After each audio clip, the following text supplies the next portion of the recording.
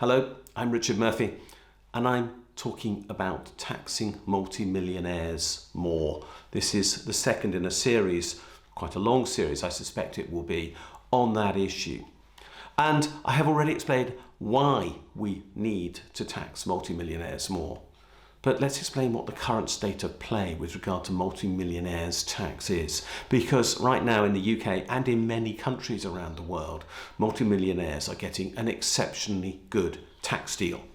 Why is that? Well, there are a number of reasons. First of all, income tax rates are not that progressive. It is true that income tax in the UK is more progressive. That means it goes up as the amount of income you have rises. It is more progressive than many other taxes in the UK, but the rate stops at 45%, and that's at £150,000 of taxable income. Is that reasonable? Why can't we have a 50% tax rate on people who earn £500,000 a year? Why can't we have a 60% tax rate on people who earn £1 million a year? There aren't many people involved, but they have a substantial impact upon the overall balance of wealth and the perception of equality within society. So they're getting a good deal. Everybody above 150,000 is paying the same rate of tax, and that's rather surprising. There's also the fact that tax on investment income in the UK is much lower overall than tax on earnings from work are. Now this makes no sense at all. If we want people to work, and we do, and people have to work to make a living, why are we taxing work so much more than we are taxing the income from investments? The big reason for the difference, not the only one, but the biggest reason for the difference is national insurance. Most people who work do, of course, pay national insurance on all their earnings. As a matter of fact, that's how the system works, because most people earn less than what is called the upper earnings limit for national insurance, which is around £50,000. It varies slightly from year to year. And so they pay tax on all their earnings. They pay tax, and so does their employer. They pay at a bit over 12%, their employer at a bit over 13%. So in total, 25% national insurance on their earned income. Once you get to £50,000, the rate drops. Now, these figures are all subject to change in the next year or so. They might increase by 1% or so. But we're talking about a tiny rate after 50,000. It might be 3% in 2022. So if that's the case, we already see that the system is regressive when it comes to national insurance. It biases against those on low earnings because those with high earnings pay a lower overall rate of tax, even if they pay more tax in total. So therefore the system is biased, but it's worse than that. National insurance only applies to the income that a person has from work. It does not apply to their investment income, so from savings, so from dividends, from trusts, from rents, and so on. All of those things are completely outside the national insurance system.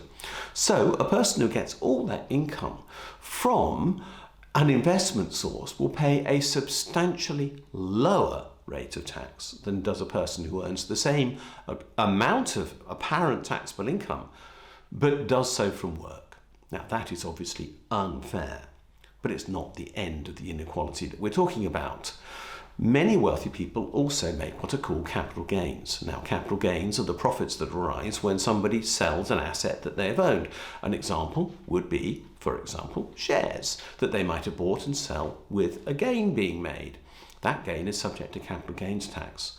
But capital gains tax in the UK is for most purposes, except for some housing, capped at 20% at present, whereas the income tax rate goes up to 45%. What is more, if you make capital gains, you get a second annual personal allowance of tax-free income of more than £12,000 a year, on top of the one you've already enjoyed for income tax. So capital gains are an exceptionally attractive thing for those with wealth to have because they pay, well, at least half the tax rate that they might do on equivalent income. That is clearly not fair. Nor is it fair that those who are very wealthy can shift their income from their own name into that of a company that they own and actually pay a lower rate of tax on that income in that company than they might themselves. Why is that? Well, it is because at present the corporation tax rate in the UK is 19%. Well, the basic rate of income tax is 20%, and of course, for those who are earning higher amounts, the income tax rate can go up to 45%. but the company tax rate does not. Now there's a threat that this tax rate might increase to 25%, but that is still massively less than the income tax rate. So people who've got money left over at the end of each month, who therefore don't need to draw that money out to live on it, can divert their income into a company and reduce their overall tax rate. And that matters because that lets their wealth accumulate in that company at a lower overall rate of tax than it would if it was in their own name. So again, the system is biased towards the wealthy. How else is the system biased to the wealthy? Let's look at property.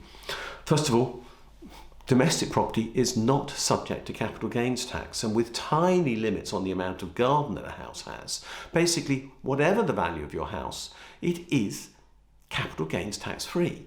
So if you make a gain on a property costing 30 million or a gain on a house costing £200,000, it's all capital gains tax free. Is that fair? No, of course it isn't. It clearly biases towards the wealthy.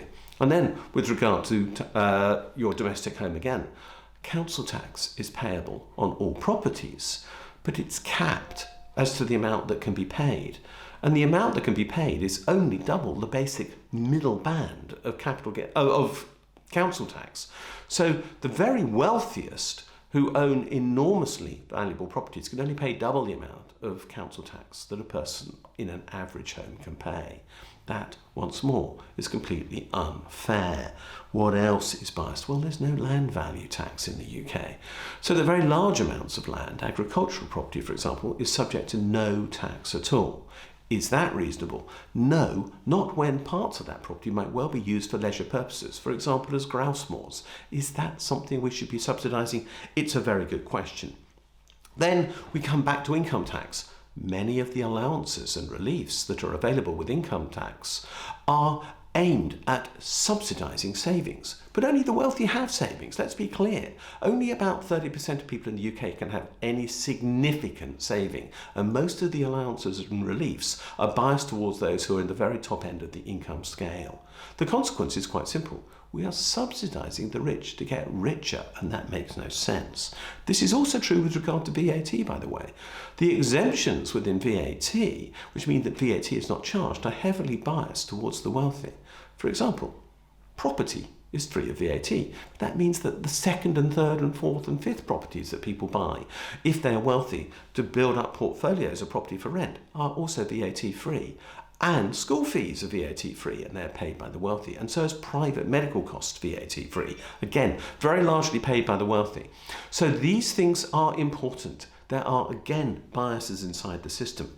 And let's also talk about inheritance tax, a tax that is very much disliked by the middle classes in the UK, largely because they fear, and often inappropriately, that they will pay it. But the simple fact is that the wealthy can afford to give away most of their wealth more than 7 years before any anticipated death might occur. And if that's the case, they can get round this tax in a way that the middle classes, who are actually dependent upon their wealth to live, can't.